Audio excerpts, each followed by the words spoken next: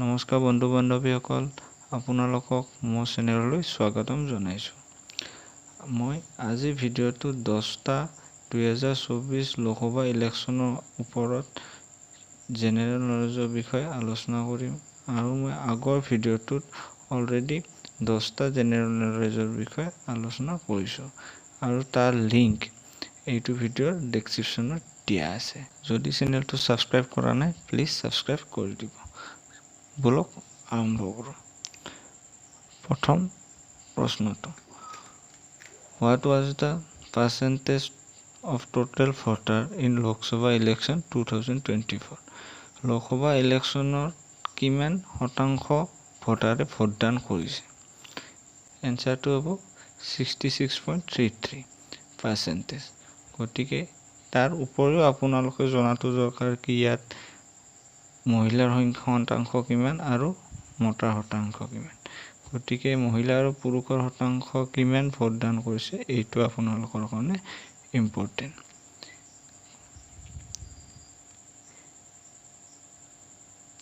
Next কুৱেশ্যনটো চাওক, NDA stands for, NDA ফুল ফৰ্মটো কি? NDA আমি কি হিচাপে জানো? National development agency, national democratic alliance, national diplomacy agency, none of above. আমাৰ এনচাৰটো হৈছে বি, নেশ্যনেল ডেম'ক্ৰেটিক এলায়েন্স। এইটো বহুতেই ইম্পৰ্টেণ্ট আপোনালোকে জনাটো কি NDA ফুল ফৰ্ম কি। নেক্সট কুৱেশ্যন চাওক, INDAI ইণ্ডিয়া ষ্টেণ্ড ফৰ, মানে ইণ্ডিয়াৰ যোনটো এলায়েন্স বনাইছে কংগ্ৰেছে সেই এলায়েন্সৰ ফুল ফৰ্মটো কি?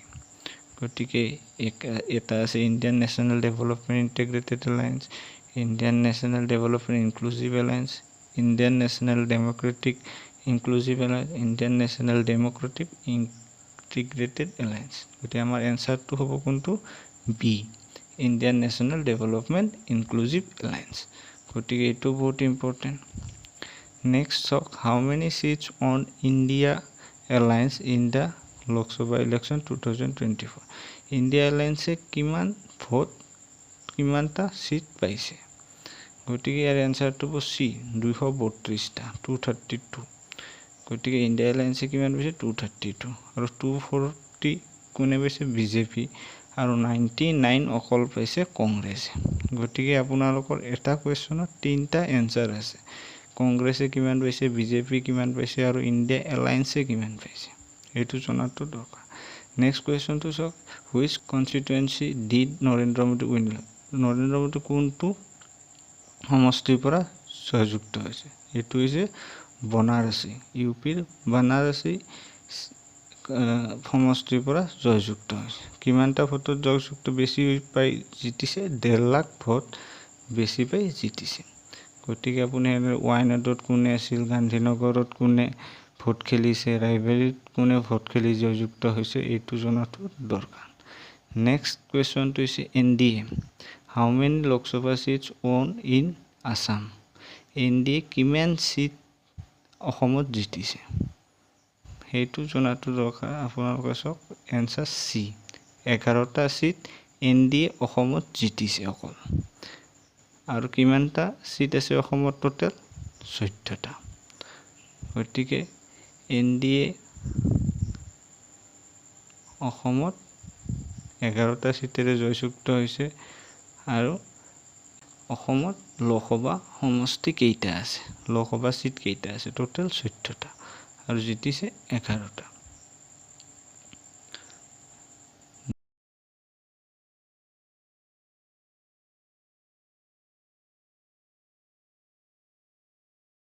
Next question, which article describes the formation and structure of the Lok Sabha in Constitution?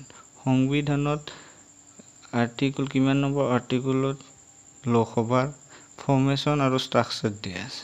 গতিকে ইয়াৰ এনচাৰটো হ'ব আৰ্টিকেল 81। আৰ্টিকেল 81ত গোটেইখিনি আছে। গতিকে আৰ্টিকেল 80ত কি, আৰ্টিকেল 77ত কি, আৰ্টিকেল 79ত কি, এইটো আপোনালোকে জনাটো দৰকাৰ।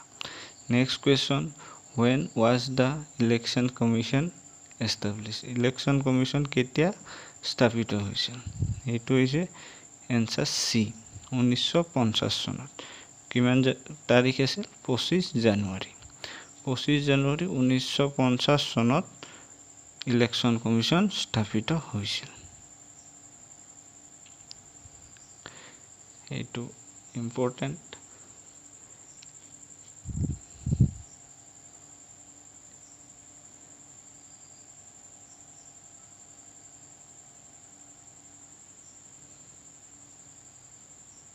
নেক্সট কুৱেশ্যনটো হৈছে what is the minimum age of candidate to contest Lok Sabha election. Lok Sabha ইলেকশ্যনত কেণ্ডিডেটৰ কিমান বয়স হ'ব লাগে কণ্টেষ্ট কৰিব, মানে ভোট খেলিবলৈ লোকসভা ইলেকশ্যনত মিনিমাম কিমান বছৰ হ'ব লাগে। গতিকে এনচাৰটো হৈছে ডি 25। 25 বছৰ হ'লে এটা কেণ্ডিডেটে লোকসভা ইলেকশ্যনৰ কাৰণে নমিনেশ্যন দিব পাৰে। এইটো আপোনালোকৰ পলিটিক্সৰ কাৰণে বহুত ইম্পৰ্টেণ্ট কুৱেশ্যন। নেক্সট কুৱেশ্যনটো হৈছে in how many phases was the 24 Lok Sabha election held. কিমানটা ফেজত লোকসভা ইলেকশ্যন 2024 হৈছিল। গতিকে এনচাৰ হৈছে এ 7টা ফেজত লোকসভা ইলেকশ্যন আমাৰ 2024 হৈছিল। আমাৰ অসমত হৈছিল 3 তাৰিখ 4 তাৰিখ এনেকৈ, বাকী চব ফেজতে বেলেগ বেলেগ ৰাজ্যতো হৈছিল। গতিকে আজিৰ ভিডিঅ'ত আপোনালোকক 10টা আৰু ইয়াৰ আগৰ ভিডিঅ'টোত 10টা লোকসভা ইলেকশ্যনৰ ওপৰত মই মানে কুৱেশ্যন আপোনালোকক দিছোঁ। এইবিলাক বহুতেই ইম্পৰ্টেণ্ট, আপোনালোকে জনাটো এই জিকেৰ কাৰণে বহুত ইম্পৰ্টেণ্ট। ইয়াৰ ওপৰত কুইজো আহে, গতিকে আপোনালোকে ভালদৰে চাই ল'ব। লাষ্টলৈ থকাৰ লগে বহুত বহুত ধন্যবাদ। লগ পাম নেক্সট আৰু এটা ভিডিঅ'ৰ লগত। ধন্যবাদ।